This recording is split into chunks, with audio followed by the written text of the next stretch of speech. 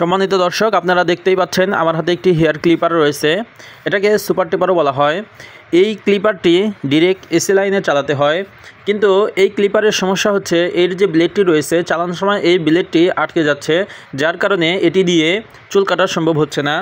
তো আমি এখন এটি আপনাদেরকে এসি লাইনে দিয়ে চালিয়ে দেখাচ্ছি। এই ক্লিপারের ডান পাশে একটি অন অফ সুইচ রয়েছে। এই সুইচটি দিয়ে অন করতে হয়। অন করার সাথে সাথে আপনারা একটি সাউন্ড শুনতে পাচ্ছেন। ভালো করে লক্ষ্য করুন, এর যে ব্লেডটি রয়েছে উপরের অংশে সেখানে অনেকটাই মরিচার দর পড়ে গেছে, যার কারণে এই ক্লিপার দিয়ে সঠিকভাবে চুল কাটা সম্ভব হচ্ছে না। আজকের ভিডিওতে আমি মাত্র কয়েক মিনিটের মধ্যেই এই সমস্যাটির সমাধান করে দেখাবো। ধৈর্য ধরে সম্পূর্ণ ভিডিওটা দেখতে থাকুন। ক্লিপারটির ব্লেডে অনেক মরিচা পড়ে রয়েছে, এজন্য ক্লিপারটির ব্লেড এখান থেকে খুলে আলাদা করে নিতে হবে। এখানে দুটি স্ক্রু দেখতে পাচ্ছেন, এই দুটি স্ক্রু খুললে এর ব্লেডটা আলাদা হয়ে যাবে। আমি স্ক্রু দুটো খুলে আলাদা করে দিচ্ছি। স্ক্রু খুললেই এর ভিতরে দুটি ব্লেড দেখতে পাবো। ভালো করে লক্ষ্য করুন, দুটি প্লেটেই যথেষ্ট পরিমাণ মরিচা ধরে আছে। এই মরিচা ধরার কারণে ব্লেডটা আটকে ছিল। এখন এর ভিতরে যে মোটরটি রয়েছে এবং এখানে একটি শেফট দেখতে পাচ্ছেন, এই শেফটটি যখন আমি এটি চালু করব তখন মুভ করবে। সেটা এখন আপনাদেরকে আবার চালিয়ে দেখাচ্ছি এটা সঠিকভাবে মুভ করতেছে কিনা। লক্ষ্য করুন, আমি চালিয়ে দিচ্ছি, এটি যথেষ্টভাবে মুভ করতেছে। লক্ষ্য করুন, এ থেকে আমরা বুঝতে পারলাম ক্লিপারের মোটর এবং শেফট দুটাই যথেষ্ট ভালো রয়েছে। এখন আমাদের এই মরিচা পড়া ব্লেড দুটো ক্লিন করে নিতে হবে। দেখতে পাচ্ছেন উপরের এবং নিচের দুটি ব্লেডই যথেষ্ট মরিচা পড়ে রয়েছে। এগুলো ক্লিন করার জন্য আমি একটি সিরিজ পেপার নিয়ে নিব। সিরিজ পেপার দিয়ে যতটুকু সম্ভব এই ব্লেডগুলো ক্লিন করতে হবে। আমি একটু ফাস্টলি এগুলো ক্লিন করার চেষ্টা করতেছি।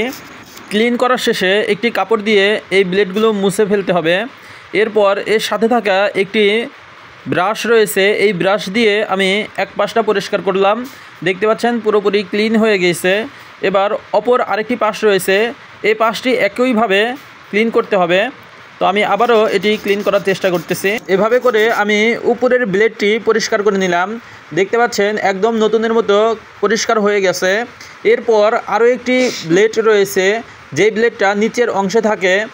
নিচের অংশের ব্লেডটাও আমি একই পদ্ধতিতে পরিষ্কার করে নিয়েছি। প্রতিটা ক্লিপার কোম্পানিগুলো তাদের ক্লিপারের সাথে একটি লিকুইড তেল দিয়ে থাকে। সেই তেলটি এখন আমি দুটি প্লেটেই ব্যবহার করব। দুটি ব্লেডেই তেলটা সুন্দরভাবে ব্যবহার করতে হবে। তেলটা ব্যবহার করা কমপ্লিট হলে সবচাইতে গুরুত্বপূর্ণ বিষয় হচ্ছে দুটো ব্লেড অ্যাডজাস্ট করা। এই দুটো ব্লেড যদি আপনি ভালোভাবে অ্যাডজাস্ট করতে না পারেন, সঠিকভাবে অ্যাডজাস্ট যদি না হয়, তাহলে চুল সঠিকভাবে কাটবে না। তো আমি দুটো প্লেটেই ভালোভাবে তেলটা মাখিয়ে নিচ্ছি। তেলটা ব্লেডের প্রতিটি খাস কাটা অংশে যেন পৌঁছায়, এজন্য ব্রাশ ব্যবহার করতেছি। তেল দেওয়ার কাজ শেষ হয়ে গেলে আমাদের ক্লিপারের যে মোটরের শেপটা রয়েছে, শেপটার মাঝখানে আমাদের অ্যাঙ্গেল কাটা আছে, সেই অ্যাঙ্গেলে ব্লেডটা বসিয়ে তারপর সেট করতে হবে। ভালো করে লক্ষ্য করুন। এবার আমি উপরের ব্লেডটা সেট করব। উপরের ব্লেডটা দুটি স্ক্রুর সাথে হালকা টাইট দিয়ে আমাকে ব্লেড দুটি অ্যাডজাস্ট করে নিতে হবে। ব্লেড দুটি যদি সঠিকভাবে অ্যাডজাস্ট করতে না পারি, তাহলে আমাদের চুল কাটা সঠিক হবে না। খুব সাবধানতার সাথে এই কাজগুলো সম্পন্ন করতে হবে। খুব ভালোভাবে মনোযোগ সহকারে দেখুন কিভাবে এগুলো অ্যাডজাস্ট করতে হয়। আমি হালকা একটু টাইট দিয়ে নিচ্ছি। এবার উপরে এবং নিচের দুটি খাস কাটা যে অংশগুলো রয়েছে সেগুলো হাতের সাহায্যে মুভ করিয়ে এটা অ্যাডজাস্ট করব। দেখতে পাচ্ছেন আমি এটা হাতের সাহায্যে মুভ করে দুইটা অংশ মিলিয়ে নিচ্ছি। এভাবে করে আমি ব্লেড সেটআপের কাজ কমপ্লিট করব। এখন আমি এই ক্লিপারটি আবারও এসি লাইনের সাথে সংযোগ করে চেক করব। ভালো করে লক্ষ্য করুন, এখন আমার যে সমস্যাটি ছিল, ব্লেডটা আটকে যাচ্ছিল, যার কারণে চুল কাটতেছিল না, এখন কিন্তু এই সমস্যাটা সমাধান হচ্ছে। লক্ষ্য করুন, ব্লেড দুটো সঠিকভাবে মুভ করতেছে। আপনারা এত সময় দেখলেন কিভাবে আমি খুব অল্প সময়ের মধ্যে এই ক্লিপারের সমস্যাটি সমাধান করলাম। হেয়ার ক্লিপার নিয়ে এটাই ছিল আজকের ভিডিও। আজকের ভিডিওটি কেমন লেগেছে অবশ্যই কমেন্ট বক্সে লিখে জানাবেন। ভালো লেগে থাকলে বন্ধুদের মাঝে বেশি বেশি শেয়ার করুন এবং চ্যানেলটি সাবস্ক্রাইব করে পাশেই থাকুন। সকলকে অসংখ্য ধন্যবাদ জানিয়ে আজকের ভিডিও আমি এখানেই শেষ করছি। সবাই ভালো থাকবেন, সুস্থ থাকবেন। আল্লাহ হাফেজ।